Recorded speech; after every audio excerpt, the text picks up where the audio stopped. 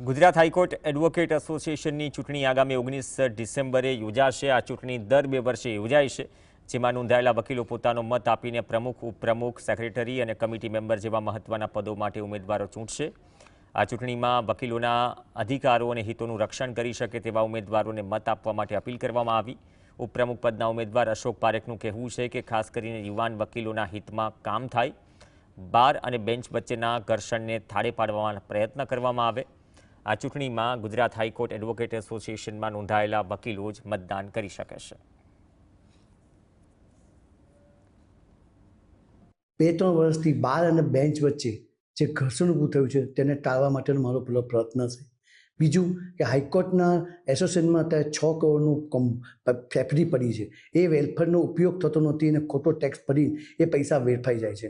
તો આ વેલફેરના પૈસા નવા આવેલા જુનિયરને સ્ટાઇપેન્ડ આપી જ્યાં સુધીની પ્રેક્ટિસ એસ્ટાબ્લિશ ના થાય ત્યાં સુધી એને આપવું જોઈએ। જે ઉંમરલાયક વકીલો છે, જેમની વકીલાત પર ના ચાલતી હોય તેમને પણ અમને પેન્શન આપવાની સ્કીમ રાખવી જોઈએ, કારણ કે વકીલાત ના ચાલે પછી એની આવકનું કોઈ સાધન રહેતું નથી। આ 2 મુદ્દા સાથે હું આ હવે